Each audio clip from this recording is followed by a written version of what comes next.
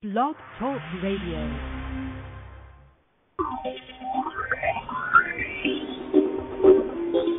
And welcome to Sports Palooza Radio. That's right. Are you ready for this? Hey, yo, listen, it's going down just like this. Like a breath of fresh air. Who's ready for Iannucci, and EJ, the Rainmaker. We are now live in 3, 2, 1.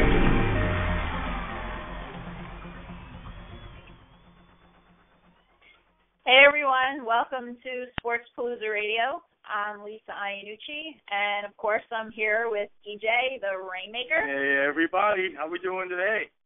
I'm doing okay, but I got to tell you, we have so much in this show that I think my head is spinning. But it's such a good feeling.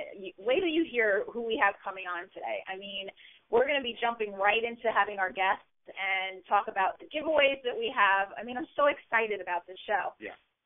We have, in just a couple minutes, we have former Detroit Lions Hall of Famer Lem Barney coming on, and we're going to talk everything from pork rinds to the Super Bowl to his career to the the Gridiron Assistant Fund that he's a part of that we mentioned last week, and I'm really excited that he's going to be here with us today. And right after that, we're jumping into talking to Christopher Daniels, who's a TNA superstar, TNA wrestling superstar. And Christopher's got some stuff to give away, but, you know, we talked to Austin Aries a couple weeks ago, who is into, fantasy football and all that. And it's going to be really interesting, the stuff to hear that Christopher's into, when he's not wrestling. So I'm just so excited about today. Yeah. And, but I got to tell you, before we get to our first guest, the Super Bowl is coming up in just a couple of weeks, and I didn't make it. We didn't make it. My boys played a good game last week, but fell just a little bit short, and I'm going to miss them over the next few months. Yeah. But, the teams that are left, I wish them well, and, the best thing about, what the best thing about the Super Bowl is coming up? Yeah, it's here in New York. No, it's pork rinds. It is pork rinds. And I got to say, I love pork rinds. Yeah. And Rudolph Foods is being very generous with us this week, and they are giving us the opportunity to let you guys win, and simply by listening to us. And just go to our Twitter page and tweet to us and tell us how much you love pork rinds, and we're going to put you in for an entry to win bags of pork rinds from them. And so make sure you go ahead and do that. So we're going to get into a little bit more with them in just a few minutes. So on the phone, yep, we have the great Lem Barney. Lem, are you there? The great Lem Barney. Lem, how are you, my friend? I'm doing well. Thank you very much, Lisa. And in your name, I missed your name. I'm Lisa. And I'm EJ. EJ, yeah, I had you, Lisa. I just missed EJ. How are you doing? Oh, yeah, great, man. Thanks so much for coming on the show. I can't. I'm old enough to know and remember when you were playing, and man, I think it's great what you're doing now too. With all the stuff you have going on with the NFL that you still do. Well, thank you very much. I think we have a lot of players that don't get the credit for it, who have been a part of the game, that look back and see guys who are in need, and like this program, you're sharing this program about the great Rudolph food products, and so it's people like you that gets the information out to those who are really in need. Yeah. Well, it's interesting, Len, because last week we spoke with Jarvis Green, and he talked about how he had prepared for a career after the NFL, and he made sure that he was ready for that. But there's things that happen, and unexpected things, and, you think that once these guys leave the field, they're all okay and they're living this great, wonderful life. Tell us a little bit about what happens and what you're involved with now. Well, coming a part of the Rudolph food product, as you said, Rudolph has committed to excellence and has been a part of the past, since the past generation of more than 57 years. And Southern Recipes, which is a Rudolph Food Company brand, offers high-quality, low-cost pork products in a variety of flavors for the most discriminating appetites. Rudolph Food Company has a variety of brands that include Southern Recipes like Lee's Pork Skin and Rudolph Foods. They make snacks, that include pork rinds, cracklings, and pork sticks. They have pork-flavored rinds that include salt and vinegar, sweet barbecue, and hot and spicy. And now in the year of 1955, Mr. John Rudolph learned of an untapped market for pork rinds, and the Ohio entrepreneur quickly launched his own company producing pork rinds from spoken bacon rinds. What a launch. Right? It's good stuff. I mean, that's amazing what they're actually doing over there. Absolutely. And they're going to be helping us with our radio shows too. They're going to be part of a promotion with us for hopefully months and years to come. I mean, go ahead, honey. Yeah, and how did the Gridiron Greats Assistant Fund become part of this? And what's your part in that participation? Well, it was founded by the great NFL Hall of Famer who played tight end for the Chicago Bears and Coach Mike Ditka. He started this program, and it's celebrated, Lisa, on the biggest day of the year for football, and on the first Sunday of February, Pork Rinds Appreciation Day has become an annual event to celebrate how pigskin and pig skins go together. And Rudolph Foods and Southern Recipes, they support Gridiron Greats Assistant Fund, which is a nonprofit organization that provides medical as well as financial assistance to former National Football League players.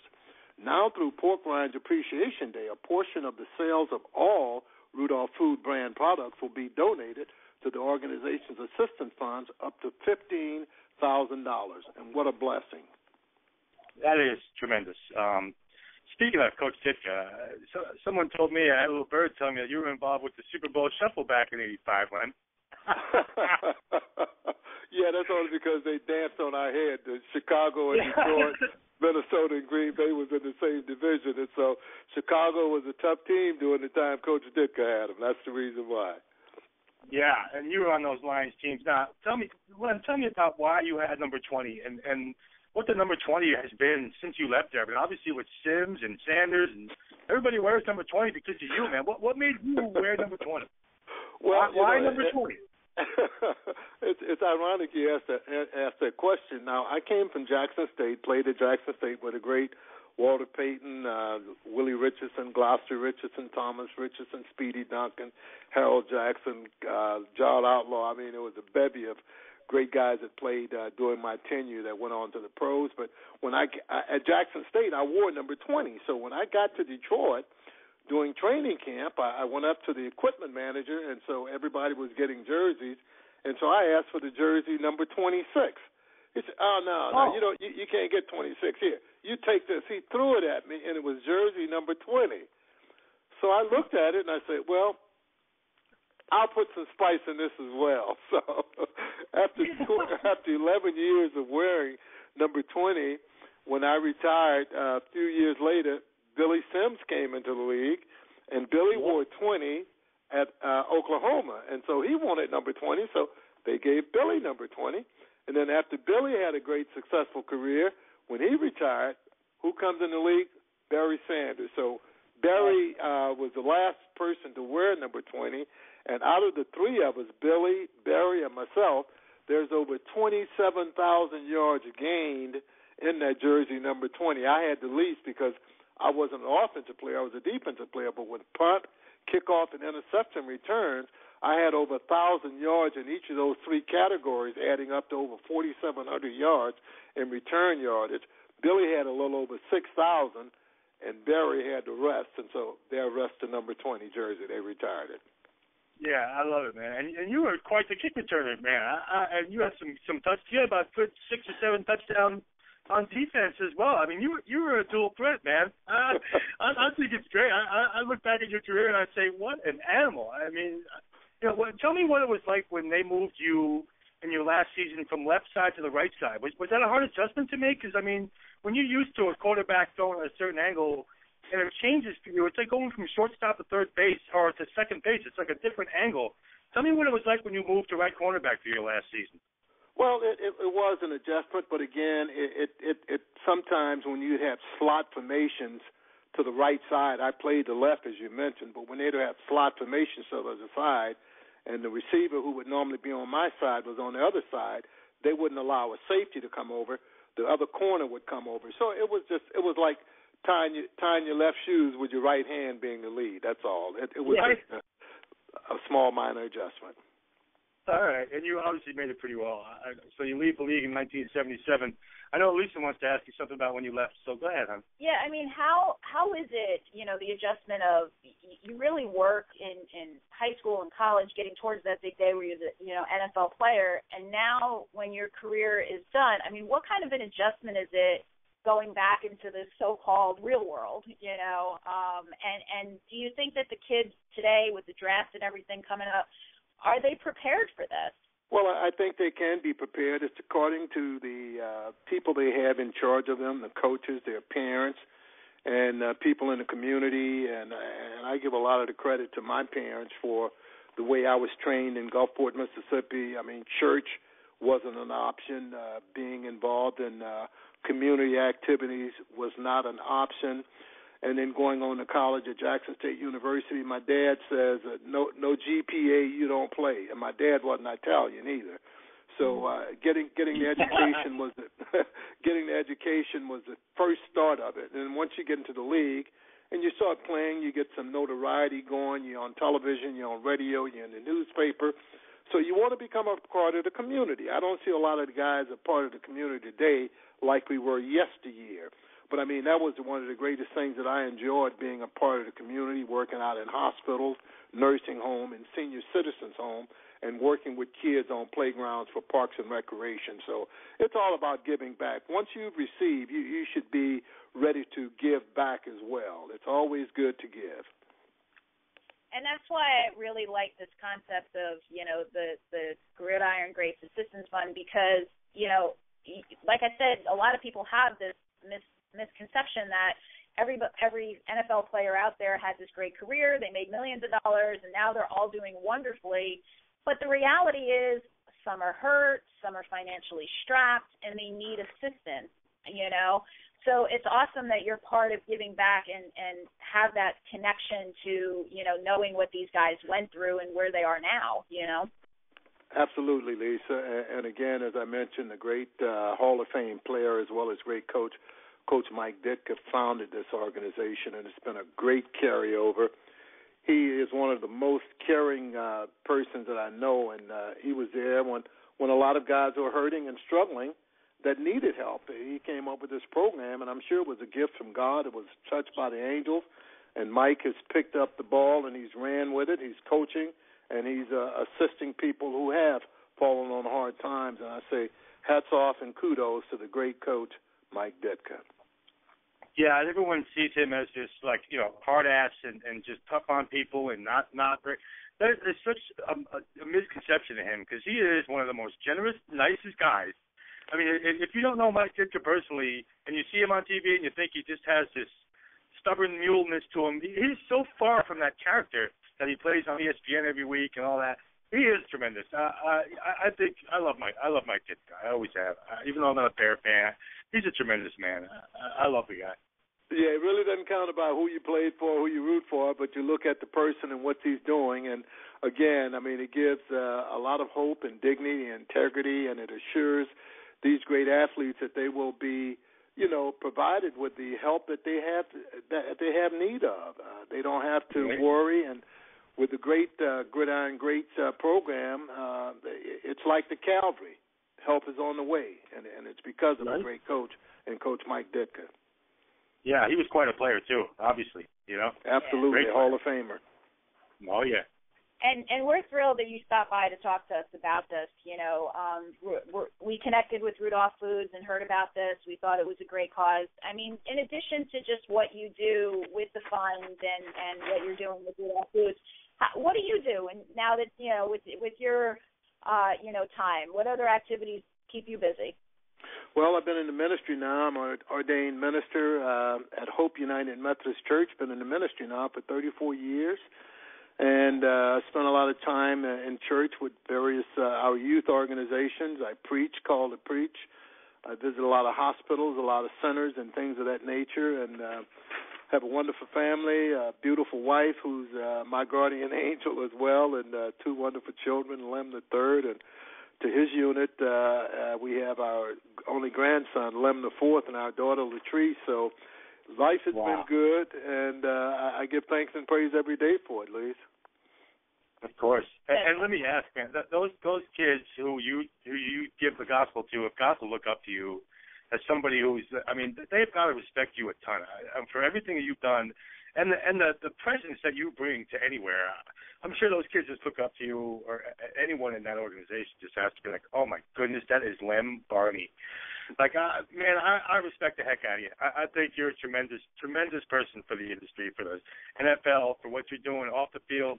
I think you're tremendous, Lem. I really do. I think you're tremendous. Well, I appreciate the compliment, and I wear it humbly. But again, it all starts at home. I think life begins at home. Once you come into the world, and you got parents that fostered you into the world, it's that training that they give you. And I had two of the greatest parents that came to the planet, and the late Bert L. and Lem Barney, and it was a training mechanism. Church in the Barney household wasn't an option on Sunday. You were going to go to church. If you're going to eat in there for the rest of the week, you was going to go to church on Sunday. And right. Sunday school, then you had vacational Bible school during the summer after school was out. And so it was that way of life for us. And the ministry was easy for me to enter into after being in the FCA, Fellowship of Christian Athletes, while at Jackson State University, where I graduated, and coming to Detroit. The year I started out in 1967, there was a brother who founded the NFL chaplaincy program, a Jewish brother by the name of Ira Eshelman from down in Boca Raton, Florida, started what's still active today, the Fellowship of Christian Athletes Church on Sunday. He would send at least to the 26 teams that was NFL teams during that time. He'd make sure a minister would go to their hotels on Saturday night and have a word to give to the team that was playing that Sunday on Sunday morning before they went and played. So it's still an active organization today, and we can say thank God for that program. Yeah, that's tremendous. I'm the same way. When I was growing up in Larchmont, New York, our soccer coach said that if you didn't go to church on Sunday, you couldn't play in the game. You couldn't play in the game on Sunday, because we always played on Sundays in our rec league. And if you didn't go to church on Sunday, or even if you were Jewish and you didn't go to the synagogue, you attended, or else you're not going to be able to take the field. I mean, that's how much. I know I had to go every Wednesday and Sunday for when I was growing up. I mean, 2 days a week for me. I'm Italian Catholic. It's you know what it means. Absolutely, absolutely. And you're a better person for it, my brother. Of course. Absolutely. Lem, thank you so much for coming by. I just want to remind everybody that Lem is a spokesperson for Rudolph Foods and the Gridiron Greats Assistant Fund, and Rudolph Foods has been very generous to give us some of their products, their yummy products, to give away. Yeah. So go to our Twitter page and make sure you tweet us, and we'll put you in the running. We're going to be giving these away for the next couple weeks leading up to the big game. And, Lem, any parting words for us and for our listeners? Yeah, just continue to pray that things will work well for the country. We're living in some tough times now, but tough people are made during tough times by doing great things for others. Yeah. Well, thank you so much for being one of those that are doing great things. Yeah, man. And we will definitely, hopefully, visit with you again soon. Thank you very much. It's been nice talking with the both of you. You too, man. Thank you so much for coming on, man. I'm so happy to talk to you. All right, peace and love, my brother and sister. You too, man. See you later. All right, bye-bye. Bye. That was fun. That's good stuff, man. I mean, if that doesn't get you going, I mean, you're talking about an NFL Hall of Famer. You're talking about somebody who's in his what do you call that? Where you live? In your what do you call it? Down. Where what do you mean where you live? Where he's down in Mississippi doing the whole, community. It's the word I'm looking for. I mean, he's a huge part of that community down there in Mississippi. The things he's doing now that he's retired off the field, Lem Barney, excuse me, but Lem Barney is one of the best men walking around. I love it. No, that's fun, and I love what we're hearing, which is one of the things that we talked about a couple weeks ago, is bringing on guys that are giving back to the community. I mean, we're not talking about guys that are just, they're playing and they're using their money and they're, causing cover, they're on the front page of tabloids or, doing things they shouldn't be doing. The heart of this show is going to be about the guys that are giving back. And, it's exciting, So we'll tell you guys again in a little while how you can win the Rudolph Foods pork rinds, and definitely support them in their efforts with the Gridiron Greats Assistant Fund. And what else do we have for today? Well, I definitely still want to get into some NFL. I mean, we got some big games this weekend. Obviously, we all know the Saints are going to Seattle, play the Seahawks, and the Seahawks are big favorite, minus 8. It's like the Saints have no shot because they're on the road again, and going to Seattle's a tough place to play. We know that. The Colts are playing the Patriots in the other game on Saturday. That's going to be quite a game. New England's favored by 7.5 over the Colts. And again, Vegas is giving the Colts no shot here. I'll tell you what, Colts are not afraid. Especially after you saw the way last week's game went. I mean, they were dead and buried. Now they're playing the Patriots, so you can't rule them out of anything. That was an amazing game. That was a great game. The Niners and Panthers are playing, and Vegas has no idea who's going to win that game. You can pretty much pick your winner and hit your bet because they don't know. It's an even spread. You pick it, you win it. I personally think the 49ers are going to walk in there and take them out. Colin Kaepernick is awesome. I mean, in case you missed it, I mentioned last week he was going to be one of your biggest problems, and what do you know? I was sitting here during your game, remember saying, if somebody doesn't put a rope around him and make sure he doesn't run around for a first down every 5 downs, you're in trouble. Yeah. And they kept getting mad at me, saying, "Honey, shut up. I am telling you, if they don't put someone on that kid, he's going to rip you in half, and there you go." Now you're sitting here going, "Wow, my Packers are done." Yeah, right. Yeah. The other game, obviously, Chargers and Broncos, and if you remember the first show we did, the Broncos were going to Denver, and I said, the Broncos are going to could be in trouble here because the Chargers love that stadium. The Chargers go into Denver and love it there.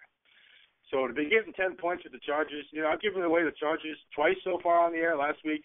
Remember I told you to take the Chargers? How'd that go? Yeah, took them down. Now they're getting 10 points in Denver.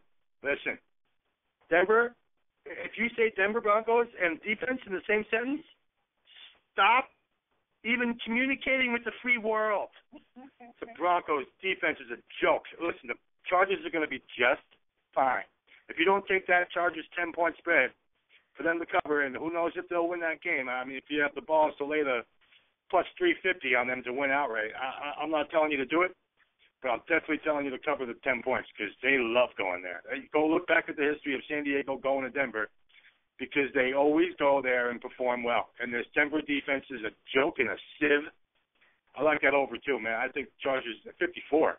What the hell is 54? You're talking about a game in the high 20s? Okay. 28, 27, somewhere in there is, what's that, 56? 55? Done. There's your paycheck. Mm-hmm. So I'm going to suggest Chargers to anybody. I'm going on the air. I'm going to go talk to Steve over at New York Sports Podcast.com on Saturday.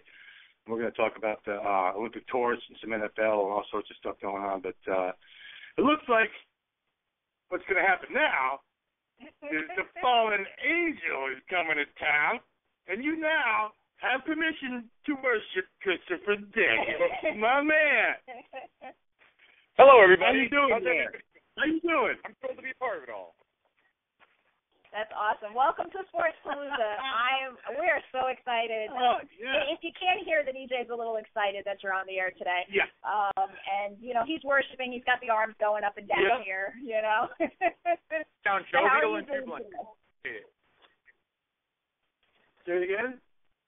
I said you sound jovial and jubilant. So great. I'm glad you're here. I'm excited to have you on, man. You're a superstar. People look up to you. I think it's cool, man. You ready for the Genesis or what? You gonna be up for some wrestling coming up here soon or what? Oh yeah, man. Tonight's the night. No, Genesis. I'm sorry, I was thinking tonight. Tonight's a big show, and then Genesis on next week. Yes, I'm ready for both. That's awesome. Yep, and we love it because our show's on Thursday and your show's on Thursday. So, anybody listening, tune in tonight to Spike TV and catch Christopher and all the other TNA wrestlers at 9 o'clock Eastern time. You can't miss it. It's so much. I'm a huge wrestling fan. I've been watching you guys for years, and it's really exciting. But I know, it's funny because I know you're on the show, and I know we're a sports show, and I just love talking to guys about things that they love to do. And from what I understand, though, when you're not wrestling, you have a hobby, we would call it. Is it a comic book hobby? Yeah, I'm a comic book geek. I've been a comic book geek since I was, it's been a while. I'd have to say since 8th grade at least. So it's been a couple of years at least. How did that all start? I mean, everybody was into comics when I was growing up, but how did it start for you? Well, I think it starts the same way it starts for any kid. I mean, your parents probably buy you a couple. I don't know what exactly it was that got me from being a kid that just, picked up the occasional comic book to being the guy that puts all the comic books in bags and boards and saves them and collects them. But I remember being in 7th and 8th grade and having a couple friends in class that were also comic book geeks, and we would start to trade, and and that was sort of where I got the mentality of following certain books rather than just getting going to the convenience store in the corner and just going to the magazine rack and picking any 2 or 3 books. Right around that period of time, I was reading stuff like Uncanny X-Men by Chris Claremont and John Byrne, New Teen Titans by Marv Wolfman and George Perez, and those were the titles that I got into with the characters and the art and all that stuff. I just got into it to the point where I started collecting and trying to get back issues, and that sort of from there I just became the type of guy that I had that hunger to try and get all the back issues I could, try to get complete sets of books, try to get complete appearances of certain characters, complete runs of artists' work on certain books. Can you go back to the Dazzler, man? Can you go back far enough to remember the Dazzler? Come on now. I have the first appearance of Dazzler, X-Men 130, drawn by John Byrne and written by Chris Claremont. So yes, I can go all the way. Nice, man. The Quicksilver stuff too, all that.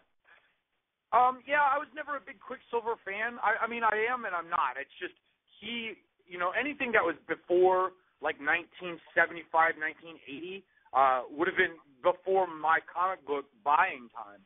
But I mean, right. I appreciate all the Avengers. That's Avengers in the last couple of years, especially with the advent of the movies. But even before that, with the writing of Brian Michael Bendis, that was one of my favorite titles in the last couple of years, just because of the guy that was writing it. But yeah, all of those characters, anything that Marvel does, I follow. I have friends at Marvel who sort of hook me up, and it's easier to sort of stick with certain titles, having friends that are like pointing me in the right direction. Yeah, obviously Wolverine. Yeah. I definitely right around the time. That was one of the characters, like originally when he was created, he was sort of meant to be a secondary character. And then when Chris Claremont and John Byrne sort of took over the X-Men titles, John Byrne decided to sort of put some effort into making Wolverine a top-level guy, and he became sort of a cult favorite. And then, you know the history, man. He's become one of the most popular characters in all of comic books. No, easily, man. Marvel. You gotta love it, man. Tell me what's the most valuable book you got, man? What do you got? I have the first appearance of Cable. It's New Mutants '87, the original series, and it's in mint condition. I bought it when the comic book craze was high, and that comic book was one of the most sought after books. I paid $60 for it. This was like in it had to be like late '90s. It was before I was a wrestler. I want to say like '91, maybe 1990, but that's probably up there. I've got the first appearance, the first issue of Wolverine's ongoing series. I don't have them appraised because I feel like sometimes it's very objective how to, like, people saying, oh, this comic is worth $100 or $200 or $50. It's very objective. Like, some people would pay through the nose for certain books, and some people are like, I can find that anywhere. You know what I mean? Yeah, it's more about what it means to you, man. You know what I mean? Like what it's worth in value. Yeah, go ahead. I find that comic books are only worth what people will pay for them. So some people are like me in the sense that, I need to find, issue 44 of this particular book, and then I've got a whole series, so it's worth it to me. And then other people are just like, that's a good book. I can get that online. I can find it wherever, whatever. You know what I mean? So I don't really look at my comic collection anymore as like an investment like my wife does. My wife is like, all right, those books are going to put the kids through college. Like, I hope that's the case. Do you do Comic-Con then, or what? I've done Comic-Con out here in California. I did the San Diego Comic-Con for the last 3 years, I got lucky enough to sort of work the floor with Spike TV and with a few guys. There's a gentleman named Mike Kingston who does a wrestling comic called Headlock, and every year he has a very strong presence on the floor, and he brings in professional wrestlers that are also comic book geeks to sort of help push his product. And so myself and Frankie Kazarian have been on his side for the last couple of years trying to help get his product to as many eyes as possible. That's crazy, man. What's it like when you walk in there? Is everybody like, oh, my goodness, there's Christopher Daniels. Oh, yeah. No, I mean, we get recognized, but, I mean, it's nothing like that just because there's so much sensory overload going on the Comic-Con floor. I mean, here Frankie and I are, we were 2 years ago we went in with carrying the World Tag Team titles, and yet 2 people ahead of us was someone in full-on Deadpool costume. So, I mean, it's hard to turn someone's eyes, walking the floor. There's so much stuff going on the floor at San Diego Comic-Con. Oh, it's madness, man. That's crazy. I mean, it's funny that's the one place you can go and dress up like that and still have someone who's going to come in even more wilder and crazier dressed up than you are. Yeah, I mean, let me ask you too. Sorry, Chris. Go ahead. I didn't mean to cut you off. Oh. No, that's okay. Go ahead. I was going to finish that statement anyway, so go ahead. Well, I actually wanted to ask you, comic books, people who read comic books, they're very dedicated to the books, and when the movie versions come out, they look at them very, very carefully, not, the same as someone who's just going to go in there and enjoy a movie. How have you felt about the movie versions of, like the X-Men? Do you feel like it's done it justice?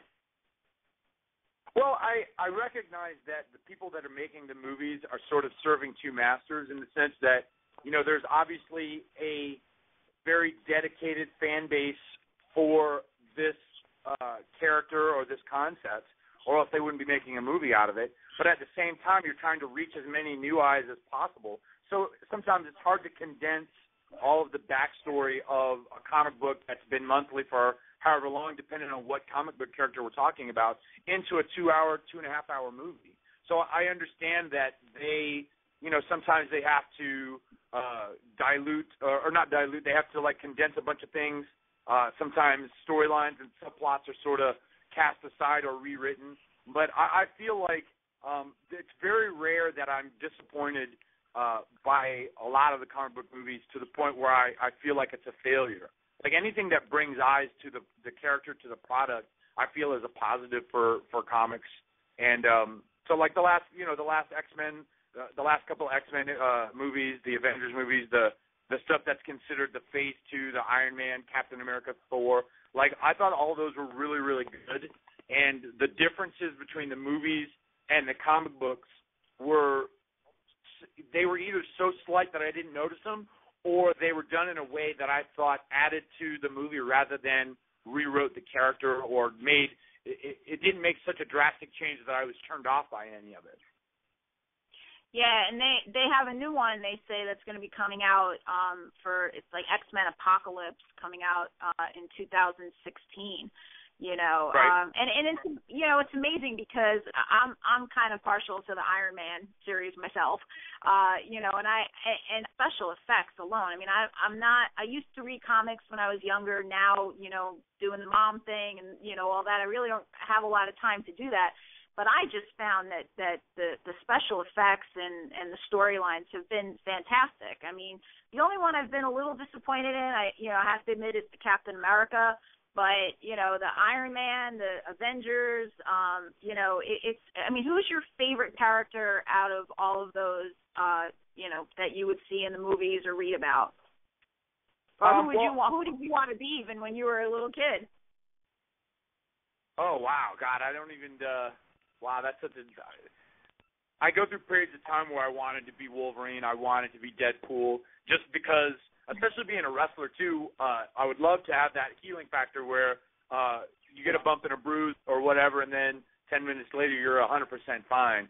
But, yeah, I never really had that mentality of, you know, full-on wanting to be that character. But I think, to me, like, I've really enjoyed Robert Downey Jr. as Iron Man. I think Hugh Jackman as Wolverine has been great over the course of the movies that he's played the character in. And I'm really looking forward to the one next year, this summer, Days of Future Past, that I think is going to be a great film, especially with Bryan Singer sort of coming back and sort of merging his trilogy with the First Class movie that just came out a couple of years ago. You know, I think that all that's going to be very great for the X-Men fans to watch. Yeah, you know, and it's interesting too, because the one thing I think you know, just mentioning about the Captain America and how people watch things, I couldn't get over how the guy who played Captain America was the same guy who played Flash in Fantastic Four. I mean, did they think that we weren't going to notice? Well, yeah. You know, also, too, like the Fantastic Four movies happened at a different studio, so I don't think, especially now with the reboot of the Fantastic Four coming, I think they didn't even matter to them, to the people casting Captain America and you know, doing those movies. They just looked at it as completely separate franchises. And so, especially now that Fantastic Four is going to get rebooted, they're going to forget that Chris Evans ever played the Human Torch. They're just going to keep him in the Captain America, especially after the success of the Avengers movie and his movie coming out in March. I don't think anybody's really like, oh, isn't that the Fantastic Four or the Human Torch? Right. It's weird how Comic-Con, the correlation between Patrick Stewart being, you know, Mr. Star Trek for all those years and being Professor X. I think Patrick Stewart is one of the best actors, like, even on the planet, man. He's Jean-Luc Picard, for God's sake, you know. What do you think of Professor X, man? Because he's the man. Do you not love Professor X or what? Well, I think that it just, the fact that you get an actor the caliber of Patrick Stewart to take on a character that I've grown up reading about, it just goes to show you how serious Hollywood and actors are about making these movies quality. You know what I mean? You know, maybe when I was a younger kid, you know, there wasn't an idea to make a Spider-Man movie in 1980, 1990. You know, the most that we had was like the Incredible Hulk television show. But in this day and age, the books, the characters, the stories, they've become such big money that it's you know, it's great to, like, for example, you've got Robert Redford playing a character in the next Captain America movie. You know, 5 years ago, if you had said Robert Redford was going to be in a movie based on a comic book, I think 95% of the people in the world would probably have laughed you off. But it's become such a good business, and they've become such great movies and such compelling stories that, you know, you've got these top-tier actors playing these characters that you read about when you were a kid. Yeah, and big-time names, man. And that's a big name, obviously. He's, you know, if you don't know who Robert Redford is, wow. You're under a rock. Yeah, you've definitely been under a rock the last 50 years. So what else are you into, man? I mean, you do the comic book thing. You're obviously a beast wrestler. What the hell else does Christopher Daniels do when he's not doing comic book and wrestling, man? What are you doing? I'm usually Mr. Mom, believe it or not. My wife is a first-grade teacher at a Christian school out here in California, and you know, she's there, and she's got a Monday through Friday gig, and I'm usually a weekends guy. You know, that's when I usually do all of my wrestling. So, like, during the week, I'm at home, you know, paying bills and feeding the dogs and just sort of keeping a low profile. But I mean, you know, wow. my days at home are, you know, my job when I'm not wrestling is to stay in shape, and so I'm hitting the gym every day. You know, trying to stay in shape. And then, I'm doing little things like making videos on YouTube and trying to sort of get more people aware that Christopher Daniels is alive and entertaining and handsome as heck. So I'm spreading the word slowly but surely. Nice, man. Throw us your YouTube feed so people can know where to find you. Oh, wow. I'm not really I literally just started doing this channel. So I guess the best thing to do would be like go on YouTube and search I guess it's / Christopher Daniels or youtube.com user / Christopher Daniels. Is that how you do it? I'm sort of not too computer literate, so. Oh, that's cool. Very the next time, well, we follow you on Twitter now. I don't know if you do your own Twitter page, or do you have someone doing that for you? No, I do my Twitter feed, and I just recently, like yesterday, I just uploaded a video of myself and Frankie at the Marvel offices in New York. So, I mean, yeah, anybody that's following me on Twitter at FAC Daniels, the latest video just dropped yesterday. So, like, retweet, and favorite. You can, yeah. Yeah. So you retweet all the stuff that you put on YouTube, because we're looking for it. It must be on his Twitter page. She's trying to find you right now. So that's pretty cool. Like within the last 10 tweets. I'm not somebody that gets on Twitter every day and tweets like 9 or 10 times. I'm only thinking if I'm inspired to tweet. I don't want to be that guy that's like went to the gym, or eating a bagel, Yeah, I know. I love people that post tweets of their lunch. Like, you schmuck, stop that. We get out of here. Some people overabuse that stuff. Unless you're eating a live shark, I don't care what you're having for lunch. You're going to have him looking up people who might be eating a live shark, and they're posting it on Twitter. Now, you don't know what you started over here. That's classic, man. I got to find somebody who's eating shark, and we'll have to tweet it to you and be like, look, man, I finally found someone eating shark. If you can find live shark, I'll retweet it. Speaking of tweets, I also see, too, that, a couple hours ago we lost one of the greats in wrestling in Mae Young. And listen, I read a bunch of tweets that she had passed away, and literally 2 hours later, I read a bunch of tweets that said that the information was wrong, that she's not dead yet, that she's still alive. Well, I'm not sure what the end result is.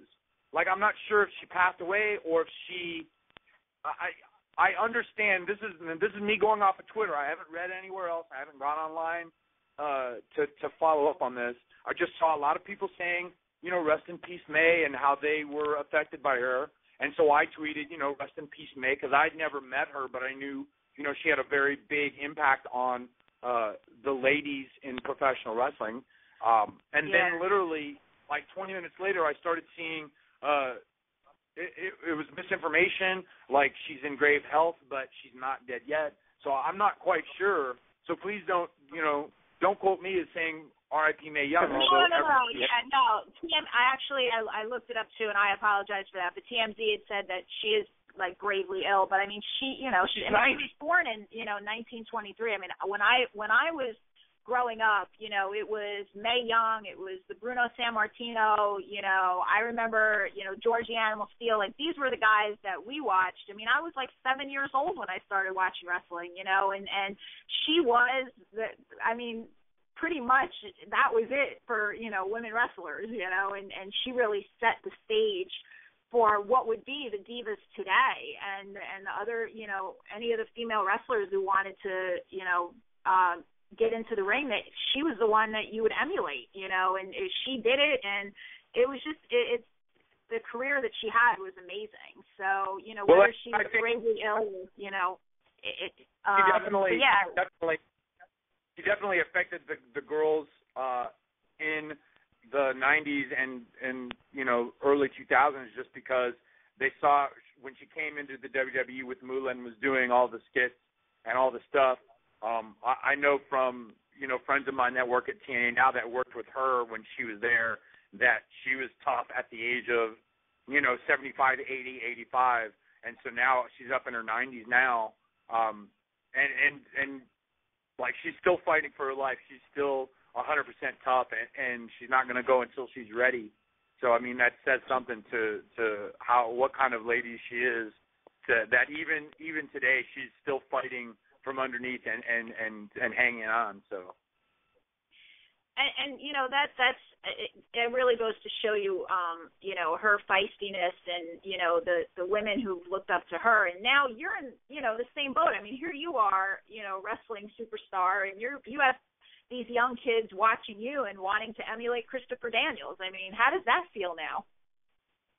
A little bit surreal. I mean, when you think about basically, this is a job for me. It's something that I love to do, but it's also my career. And as a kid, you don't really realize that this could happen to you until it already happens. I grew up thinking, oh, well, maybe I can be a wrestler, but it's one of those things that it seems far away, that dream that's really far away. And then somehow I got lucky and worked hard enough to get to where it is my life. And then when I get recognized, or when people come up to me and say, "Hey man, I've been watching you on TV for however long, and when I grow up I want to be a wrestler," like that, to me it says something, because I feel like I had that same feeling as a kid watching the wrestlers that I liked growing up, and and those people inspired me to do what I'm doing now, and hopefully I'm doing the same thing. If someone works hard and loves wrestling the same way, hopefully they can get into wrestling and benefit from their hard work the way that I have. Yeah, and you've been great, man. I mean, I think it's cool that you don't use this whole big facade. I mean, Fallen Angel is a great name. It's not like you have some stupid name where people are like, what the hell is that? I mean, you're followable. I mean, people can look to you, and I think it's cool, man. So what do you got going on tonight? Who are you facing tonight, and what do you got going on for Genesis? Well, I'm not sure what's going on for Genesis, but tonight's a big night for Impact Wrestling. There's basically a title unification match between the winner of the World Championship Tournament, Magnus, and then AJ Styles, who was the reason that they even had the tournament. He was the world champion, and then he decided to leave TNA. He's not under contract right now, but he's actually the guy that holds the World Heavyweight Championship. And so Magnus is sort of the interim champion, and AJ is the rightful champion. Tonight they battle, and whoever wins is the World Heavyweight Champion of TNA, of Impact Wrestling. Frankie Kazarian and I, we're going to be backstage. We're going to be watching this. And you just got to keep watching. You never know what Christopher Daniels and Frankie Kazarian, the bad influence of TNA, the Best Coast Boogeyman, you have no idea what we'll do, but you'll find out if you watch. Absolutely. I love it, man. Well, I got to tell you, it's on in our house every Thursday. Yeah. And I got to ask you, before we let you go, I got to ask you to do me a favor. In about 45 minutes, my daughter's going to be walking through the front door, and if there was one interview that I have done that she wished she could have been sitting next to me for, it's this one. She's a huge fan of yours. So can you please give out a shout-out to my daughter, Samantha? Okay, well, Samantha, this is Christopher Daniels. I'm sorry that you couldn't be here for the interview. Your mother handled herself like a professional. She was great, so please listen to her. Always eat your vegetables and do your homework, and, try to be more like me as much as you can every day. Sounds good. And the next time you're in Poughkeepsie, which is where we are, we're definitely going to check it out. We'll stop by and say hi. And for all you listeners out there, follow Christopher on his Twitter feed at FAC Daniels. And Christopher, any parting words before we let you go and get ready for tonight? No, just thanks very much for all the fans that have been following me, watching me on Impact, watching TNA wrestling for as long as they have. All of us, we understand that we wouldn't be where we are without the fan base, without our support, the support of our fans. And it means a lot to us. So thank you very much for watching, supporting, and continue to watch TNA wrestling. And we want to thank you, too, because we understand that you are giving away an autographed photo to one of our listeners. So we're going to ask them to also go to our Twitter page and to tweet to us with Christopher Daniels. And we're at Palooza Sports. And Palooza Radio. Why do I always do that? We're at Palooza Radio. And, Christopher, thank you so much. Yeah, man. Thank you so much for coming on. It's my pleasure, guys. Thanks for having me. I appreciate everybody being calm and having a professional demeanor. Sometimes these radio fans, these radio guys, they fall apart. They're not quite sure what to talk about. You guys handle yourselves like professionals, and I appreciate it. Thank you. Awesome. It was a lot of fun, Christopher. Thank you very much, and hopefully we'll have you on again. All right. Thanks very much. Okay. Bye-bye. See you later, man. Good luck tonight. Oh, I don't need it. No, you don't. No, you don't. That's awesome, man. I love it. All right, guys. Well, that was Christopher. See you later, Chris. I told you that this was going to be an amazing show today. Yeah. And I just want to actually take a minute to review before we kind of sum up for the day. We started out the show with Lem Barney, who is a spokesperson for Rudolph Foods and the Gridiron Greats Assistant Fund. Rudolph Foods is giving away packs of their pork rinds, which are just so yummy. So if you want a pack, you want to win a pack, we're going to be giving these away for the next 4 weeks. So we want you to tune in and to tweet us and tell us if you want to be one of those winners. And, of course, we had the great Christopher Daniels, and he is giving away an autographed photo. So make sure you tweet us if you want to win that as well. We're at Palooza Radio. With my cohort here, can never seem to get across the air. I'm going to write it and put it in front of me for next week. Wow. Lots going on in sports this week besides the college football, also finishing up their season with Florida State pulling out a win, and we have obviously the Super Bowl coming in. We also had in baseball, we also had the Hall of Fame nominations this week. And what did you think about the final nomination? Who got in? I'm pretty disappointed that Craig Biggio didn't get in, especially by the ratio that he missed it by. I mean, everybody out there obviously knows you need 75% of the vote to get in, and he gets 74 point something. Like, oh, come on, man. I mean, you're talking about like a handful of people who didn't think that Craig Biggio doesn't belong in the Hall of Fame. Like, who are you out of your mind? If Craig Biggio doesn't get to the Hall of Fame next year, baseball needs to rethink what the hell they're doing. That you've got to be kidding. Anyway, Glavine and Maddox and Thomas obviously all got in. It's cool to see Glavine and Maddox, and we knew Maddox was getting in. I don't really think there was a question that Glavine was getting in either. They both received 90% of the vote, and Maddox received the seventh most ever, 97.2%. Frank Thomas was obviously a monster, monster. He belongs right there. I think it's also cool that Bobby Cox, Joe Torre, and Tony La Russa got voted in last month by the Expansionary Committee. They certainly belong there. I certainly belong. Definitely Piazza. Lisa just Piazza on my little thing with a big upside down smiley face, upside down frowny face. Yeah, he'll get in. I think he'll eventually get in. I'm definitely disappointed about Jack Morris. I don't know. Some of you who might follow me on Twitter, DJ the Rainmaker, might have saw me a few days ago when Lou Whitaker was saying all this stuff about Jack Morris. I just thought Lou Whitaker should shut up. I don't understand where he comes off saying that Jack Morris doesn't belong in the Hall of Fame. You're talking about 4 teams, 18 years, 14 with Detroit. You got 1 year with Minnesota and 2 with Toronto, and he ended in Cleveland. You're talking about someone who's 254 and 186 with a 57% win percentage for 18 years. 18 years. What have you done for 18 years? Talking about 175 complete games, 28 shutouts, 13 seasons over 500. What? Jack Morris doesn't belong in the Hall of Fame. Yeah, okay. So barely over half the people, 61%, think that he might belong in the Hall of Fame. Ridiculous. Dude's a maniac. He was great. If any of you grew up when Jack Morris was pitching and he took the mound, you're in trouble. Because Jack Morris knew how to pitch. He knew how to get you out, and he knew how to win games. And if that's not a prereq for the Hall of Fame, then what the hell is? Sorry, I'm pretty disappointed that Jack Morris just got completely left off the board. 61%. Come on. Anyway, we'll see. Obviously, July 25th and 28th is the whole big ceremony in Cooperstown, and we're actually thinking about going up there this year. We've actually at that. It's a great time to give a shout out to our sponsor, which is Sports Travel and Tours, who puts together packages that you can actually go to.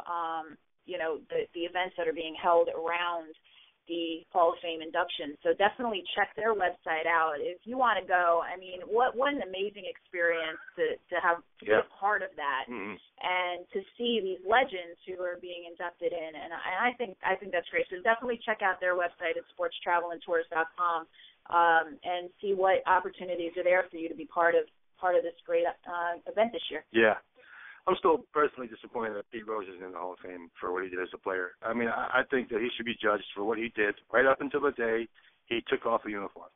You know, I understand what happened when he was managing, and I understand the whole gambling finagle debacle, and I get that. I totally get that. But what he should be judged for as a player should be judged for when he quit the game and stopped swinging the bat, not for the scam and the crap that he pulled off later. So I'm personally, you know, I'm not a big Pete Rose fan per se. I mean, his Reds swept my Yankees in 1976, so I, you know, really wasn't happy with him. But, you know, what an animal. You're talking about the all-time hit leader. It's not like he was just another guy. I wish they would judge him for what he did as a player. And what he did as a manager, he should be shunned and, you know, taken out back, throwing a couple rocks at him. I got you. But still, what he did as a player, you know, crazy. So we'll see if we can get up to Cooperstown. It'd be cool to do a show from up there. Yeah, we're only a couple hours away. Yeah, not even. I mean, we're off the road here. We'll see if Piazza gets in there. All right, you want to wrap this up or what? Yeah, before we do, you know I'm going to go over one more time everything that we talked about for today. First of all, please follow us at Palooza Radio. Hey, you got it right. You got it right. Nice. It helped that it was on the computer screen. Yay. On Twitter. And check out our new website address, which is... Oh, honey, I have to tell you everything, don't I? No, just tell them. It's radio.sportspalooza.com. And again, we want to thank Rudolph Foods and Lem Barney and Christopher Daniels, Sports Travel and Tours. Oh my goodness, we have so many people to thank today. Yeah, definitely want to thank NewYorkSportsPodcast.com and Steve. And Steve's going to have me on his show Saturday. We're going to talk about some of the Olympic torch. Remember last week I mentioned the Olympic torch that's going around Russia and all that, and where it's been and where it's going. So we're going to get into some of that. We're going to get into more of the NFL playoffs that are going on. Definitely want to thank Ultimate Sports Talk for having us on their page, too. Sport Codex lets us be on their page. We have a lot of people that definitely help us get out there. It's cool. And, you know, we're starting to get some emails and some tweets from people who like our show. And we ask you, if you do, the number one thing you can do for us is to retweet it and to tell people about it for us. And you can catch us on iTunes as well, you know, if you want to go back and listen to the shows we've done before, or on Blog Talk Radio /Sportspalooza. And, you know, we're really excited because we have a lot coming up in the next couple of weeks, and I can tell you, you know, next week give me a second. Oh, Dennis McKinnon, you're going to say? Yes, we're having Dennis McKinnon on next week. And, you know, a lot coming up, things we can't even talk about yet, but you're not going to want to miss it. So tune in and subscribe to us on iTunes so that you can follow us and what we're doing. And thanks so much, everybody, for listening. Until next week. Bye-bye.